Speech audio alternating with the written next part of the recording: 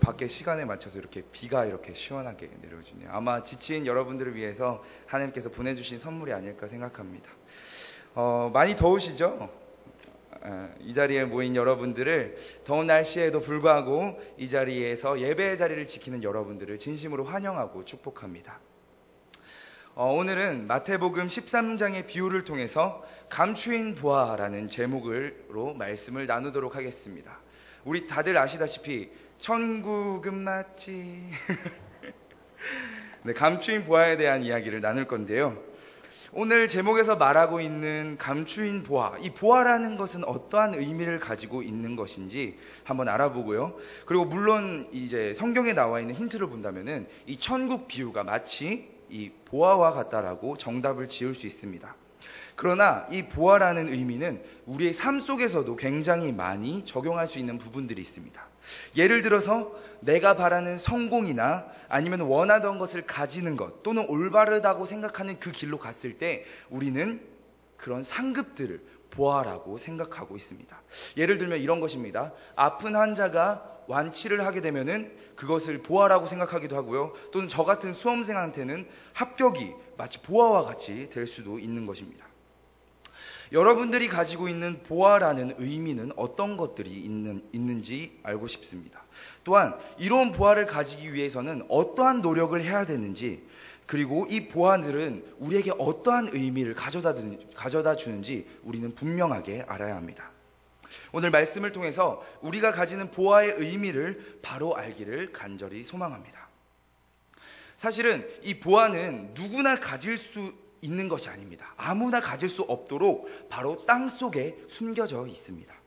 어느 영화나 이야기를 보아도 이 보아가, 보물이 밖으로 나와 있다는 이야기를 들어본 적이 없습니다. 가지기 위해서는 애쓰고 힘쓰고 땅까지 파야지만 결국에는 그 보아를 가질 수 있는 것을 우리는 쉽게 알 수 있습니다.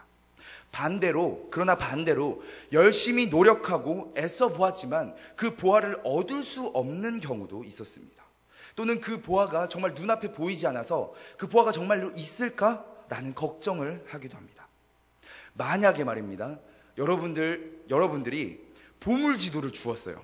그러면 어떤 생각을 하게 될까요? 제가 생각하기에는 크게 두 가지로 나눠질 것 같습니다. 이 보물지도를 보고 정말로 믿고 보물을 찾아 나서는 사람과 이 보물지도를 믿지 않고 아무 행동도 하지 않는 사람, 약 두 가지로 나눠질 것 같은데요. 찾기 위해서 행동하는 자가 옳을까요? 아니면 포기하고 행동하지 않는 자가 옳을까요? 정답은 물론 성경적으로 본다면 행동하는 자가 옳다라고 볼 수 있습니다. 하지만 현실에서 이 보아가 정말 있을까라는 고민들이 먼저 앞서게 됩니다. 이 보물을 찾기 위해서는 어떤 장비가 있어야 되고, 또 얼마의 시간이 소요되고, 또 그러면 회사는 며칠 빠져야 되지? 우리 가정은 어떻게 해야 되지? 라는 계산적인 사고 덕분에 이 가치에 대해서 굉장히 따지기 시작하는 것입니다. 이 보아가 정말로 내가 지금 행동하는 가치보다 더 값진 것인가? 라는 것을 계산하기 시작하는 것이죠. 우리의 신앙도 그렇지 않을까요? 하나님께서 신앙이라는 보물지도를 주셨습니다. 그러나 그 신앙이 결코 나의 가치 판단보다 큰가라는 저울질로서 하나님 앞에 나아가는 그 선택들을 고민할 때가 많습니다. 오후 예배를 드리게 되면은 몇 시부터 몇 시까지의 시간을 투자해야 되고, 또 그러면 내 시간이 얼만큼 줄어들게 되잖아. 내가 일하고 돈 벌기도 바쁜데 내가 그렇게 하면 손해를 보잖아 라는 저울질을 하고 있지는 않은지요. 이와 같은 생각들로 신앙생활을 하고 있지 않은지 우리는 돌아봐야 한다는 것입니다. 이런 가치평가를 하는 이유는 그 보아가 사실은 눈에 보이지 않기 때문이라고 말할 수 있습니다. 불확실한 미래에 대해서 투자하는 것은 우리 한국 교육 정서와 그렇게 맞지 않습니다. 우리는 이미 어릴 적부터 이 가치 판단을 조금 더 이율 있는 것, 승산이 있는 것에 대해서 투자할 수 있게끔 배워왔습니다. 그리고 그것을 선택하게끔 강요받아 왔고요. 그래서 우리는 눈에 보이지 않는 것에 대해서 가치를 투자할 필요를 잘 느끼지 못합니다. 그러다 보니까 우리는 신앙생활을 할 때 조금 더 나를 위한 일들을 조금 더 선택하는 경우가 종종 발생하기도 합니다. 그러나 이 눈에 보이는 가치라는 게 이후에 어떤 영향을 가져올지는 사실은 아무도 모릅니다. 제가 한 예화를 들려드리겠습니다. 초콜릿과 관련된 예화인데요. 미국 사진 하나 띄워주시겠어요? 미국 워싱턴 해병대 박물관에 장진호 전투관이라는 곳이 있습니다. 여기에는 눈 덮인 산 속에 걸어가는 군인상이 있는데요. 그 군인상 발밑에는 이와 같이 잘 보이지는 않지만 초콜릿 껍질이 놓여져 있습니다. 바로 투시롤이라는 초콜릿인데요. 이 초콜릿은 맛이 싼 게 아니라 가격도 싸고 맛도 좋아서 관공서나 은행 등에서 쉽게 먹을 수 있는 그런 초콜릿 사탕입니다. 이게 왜 박물관에 있는지 아십니까? 혹시 제작하시던 분이 실수로 먹고 버리고 간 것일까요? 그때는 바로 1950년대 우리 6.25 전쟁이 있었을 때입니다. 전투 식량마저 얼어버리는 장진호 전투 때의 일입니다. 당시 미국 해병대는 자신의 군대의 약 12배나 되는 중공군에게 포위되고 말았습니다.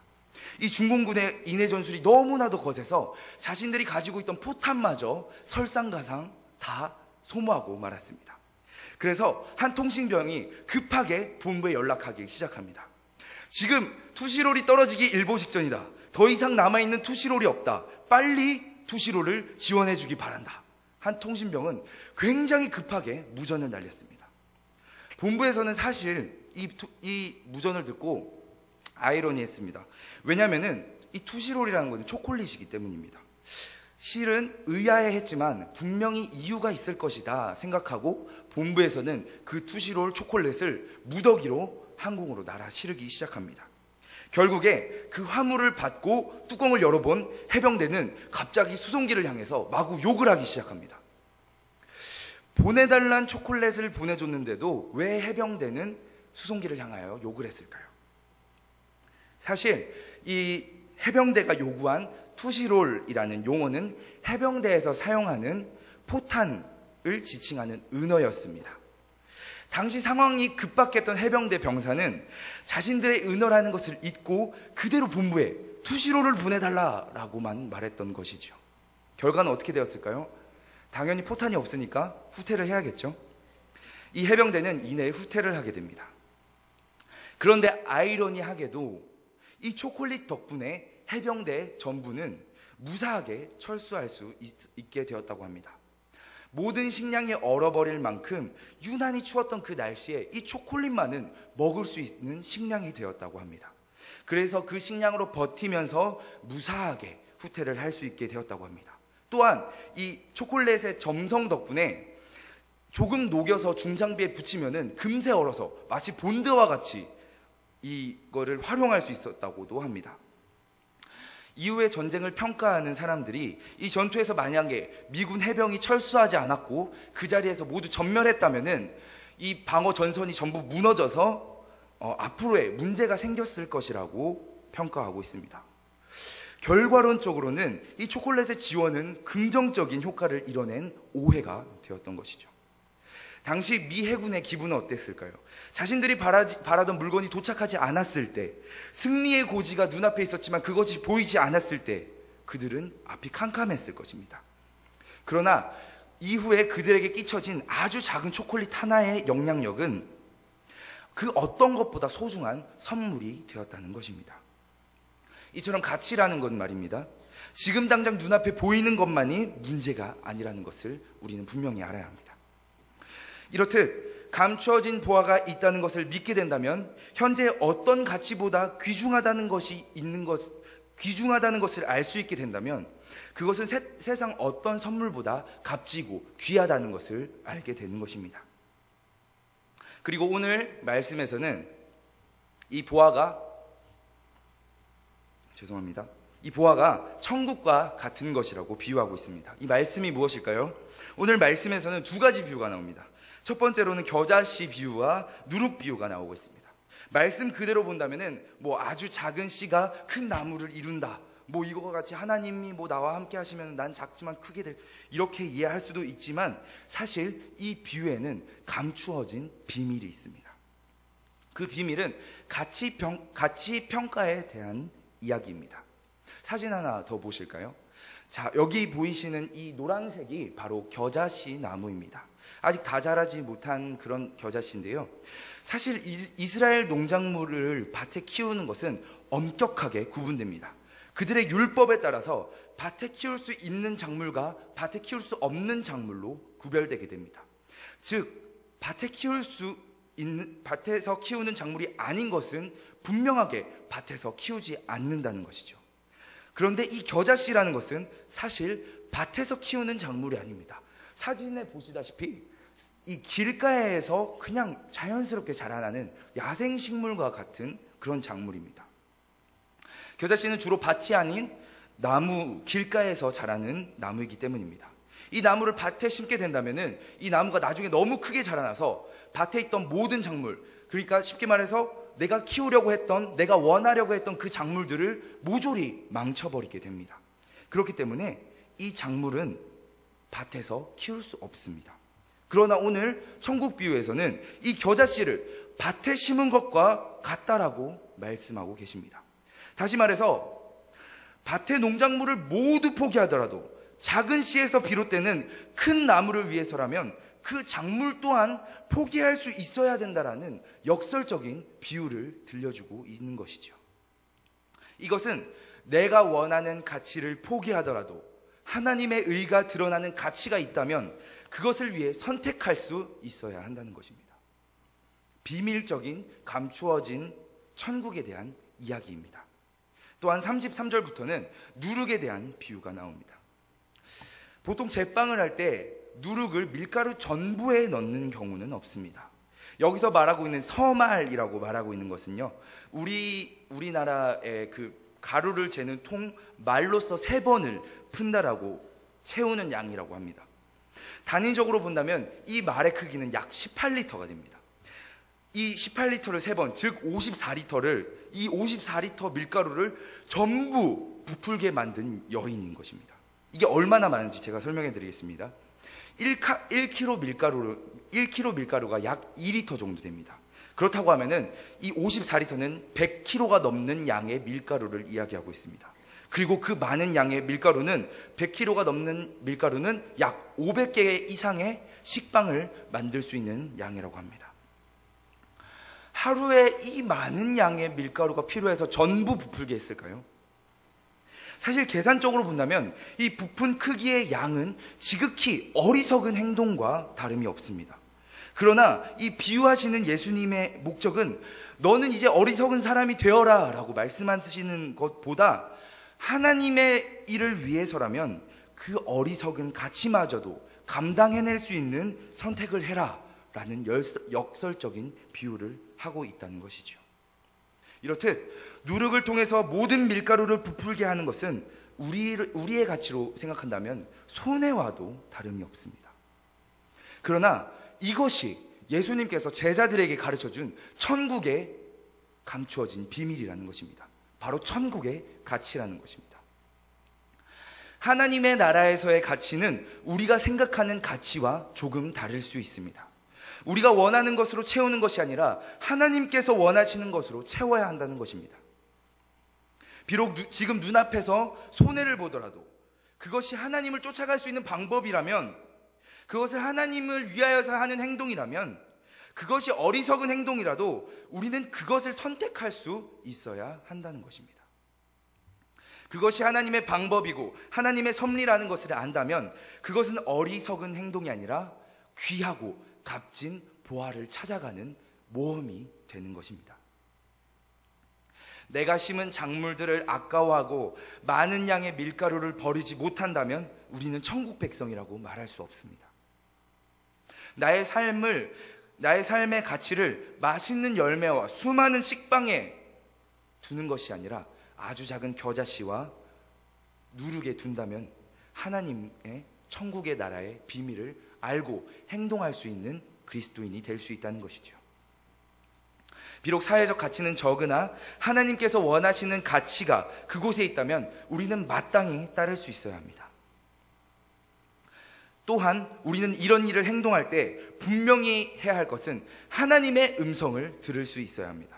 내가 원하는 보아 속에서 하나님의 음성을 듣지 못한다면, 내가 가고 있는 이 길에서 하나님의 음성을 듣지 못한다면 우리는 결국 바보같이 밀가루를 버린 자, 모든 작물을 버린 자밖에 되지 못합니다. 그러나 우리가 하나님의 음성을 들을 때에 그 모든 작물을 버리더라도 더 귀한 보아와 값진 보물을 얻을 수 있게 된다는 것이죠. 비밀이 감추어진 이유는 성경 35절에 찾을 수 있다시피 귀하기 때문입니다. 하나님의 나라를 귀하게 여기는 자만이, 그 가치를 평가할 수 있는 자만이 들어갈 수 있는 것이라고 말씀해 주고 있습니다. 우리는 믿음의 생활을 하면서 세상의 가치에 많은 패배를 경험합니다. 따르던 물질들, 명예들, 성공들로부터 패배와 배신을 경험하게 됩니다. 가끔은 왜 하나님 내게 이러십니까? 하나님 나한테 왜 이렇게까지 하십니까? 라고 투정을 부릴 때도 있습니다. 그러나 우리는 그 속에서 세상에 가치된 보아가 아니라 하나님의 가치된 보아를 찾을 수 있는 모두가 되어야 합니다. 하나님께서 비밀리에 감추어 두신 그 보아에 우리 귀 속에 속삭이시는 음성을 들으시기 바랍니다. 세상에서의 패배가 하나님 나라에서의 패배가 아니라는 것을 분명히 기억하시기 바랍니다. 말씀을 맺겠습니다. 보아를 감추어 둔 이유는 제가 앞전에 설명해 드렸죠. 귀하기 때문에 감추어 두었다고요. 그러나 그 이유 말고 한 가지의 더 이유가 있습니다. 우리는 감추어진 어떤 것을 찾기 위해서 한 가지 감정이 필요합니다. 그 감정이 무엇일까요? 바로 우리가 감추어진 것을 찾기 위해서는 소망이라는 것이 필요합니다. 눈에 보이지 않는 것을 찾기 위해서는 우리 마음속에 소망이라는 것이 있어야 한다는 것입니다. 그 소망을 가져야지 당장 눈앞에 보이지 않는 것을 쫓아갈 담대함을 가질 수 있게 되는 것이죠. 저는 이렇게 생각해 봅니다. 하나님께서 이 보아 같은 성공을 왜 숨겨두셨을까? 그것은 우리가 하나님을 바라는 소망을 가지라고, 그리고 담대하게 살아가라고 이내 계획하신 것이 아닐까라고 생각해 봅니다. 우리에게 소망 주시는 하나님을 기억하시기 바랍니다. 그 소망을 가지고 하나님께 가치를 두고 모든 상황 속에서 하나님의 이름만 소망하시길 간절히 소망합니다. 세상의 가치와 하나님의 가치를 저울질하지 마십시오. 하나님께서 주시는 그 음성만 듣고, 비록 사람들이 보기에는 내가 어리석은 행동을 하더라도, 내가 어리석은 자와 같을지라도 하나님께서 보시기에는 그 누구보다 하나님을 기쁘게 하시는 행동을 하는 자로서 나아가는 담대한 자들이, 그리고 하나님께서 하나님께서 칭찬하시는 그런 평가를 받는 우리가 되기를 원합니다.